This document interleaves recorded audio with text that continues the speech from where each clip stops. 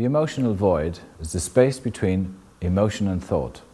When you neither think nor feel, it is a default pattern you go into when you're in a state of shock. I once observed a father like myself at the time who was pushing his daughter's buggy down the street. They crossed over, and as they reached my side of the road, the little girl dropped her bottle. It fell into the muddy duct between the road and the footpath, as it does. The little girl immediately started calling for her fallen bottle, and as I know myself from being a parent, a teat always lands in the mud. Her father must have become distressed because he seemed not to have another bottle or a way of cleaning the teat, and understandably didn't want to put the dirty bottle into his child's mouth. Then, because the child was denied her bottle, her nourishment, she began to cry, and the cry quickly turned to a scream. At first I could see the father trying to explain that he could not give her a dirty bottle, but the child was not having it and continued to scream. I could see the man becoming more visibly stressed as he tried in vain to resolve the situation, but the little girl would not be consoled. She just wanted her bottle, as children do. But then, out of the blue, the man started shouting at the child. I mean, really shouting. His shouting continued until the little girl stopped her screaming and began to sob. But in the moment between when she stopped screaming and when she started sobbing, a marked change came over the little girl. The colour drained from her face, and her eyes revealed the same look that I had observed in many clients when they talked about a troubled childhood. That look of nothingness, the look of neither emotion nor thought, a trance-like state, the emotional void. It's part of our emotional defense system. It could even be called the emotional part of our immune system that comes to our defense when we are threatened with emotional invasion that is damaging to us. Like the situation on the street, if an adult screams angry abuse at a child for something normal like dropping his or her bottle, the action of the parent is clearly disproportionate to the incident. In this case, it was the inappropriate display of anger by the child's father that activated the emotional void state inside of the little girl. If the child had allowed her father's anger inside of her, it would have been too much for the child to process.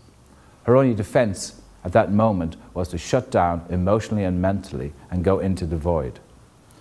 Now, shock occurs when somebody cannot process an event, or more accurately, they cannot process the thoughts and feelings surrounding the event. The mind and the emotions go into temporary shutdown as a natural form of protection. It's the emotional and mental equivalent of the physical body automatically anesthetizing itself in the case of an accident. The emotional anesthetic response is a defense mechanism that places you in a state of nothingness, emotionally and mentally, until the danger has passed.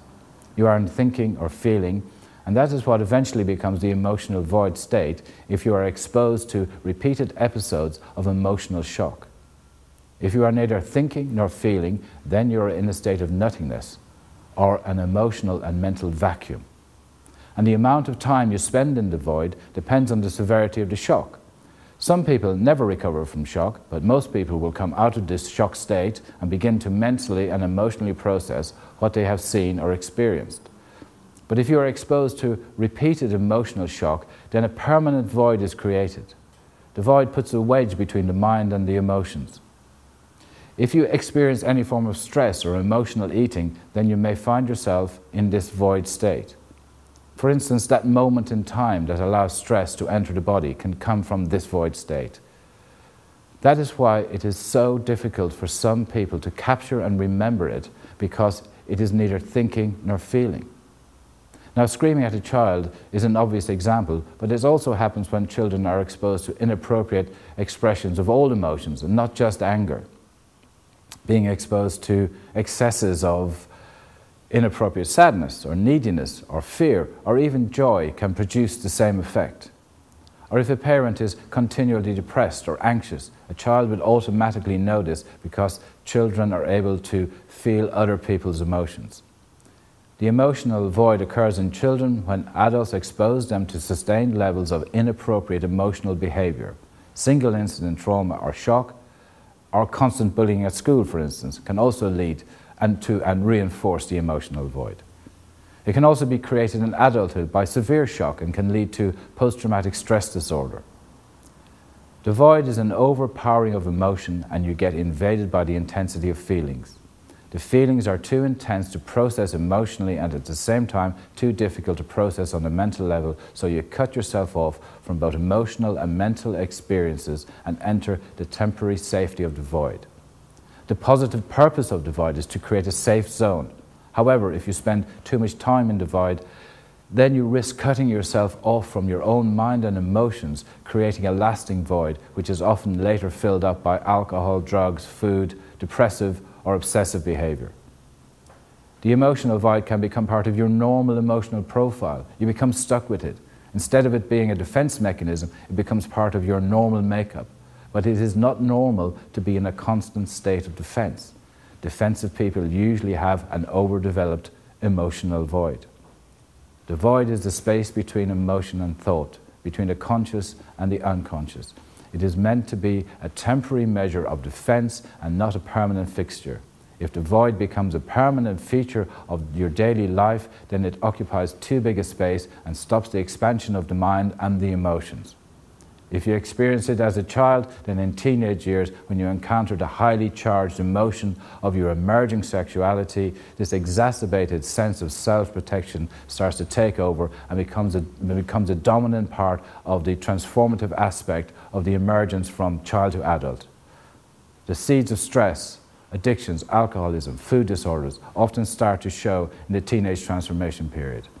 When you find yourself unable to deal with the transformative aspect of being a teenager, you enter the perceived safety of the void. It feels safe because it is familiar, and in the everyday moments of crises, the subconscious defaults to the familiar and protective space that the void occupies. But an overdeveloped void is not safe, and it is not natural to be in a constant state of protection. The person with an overdeveloped void runs the risk of entering the battleground of the self. Battling with yourself creates stress, and so the cycle continues. If this is familiar to you, then it is time to neutralize this aspect of yourself.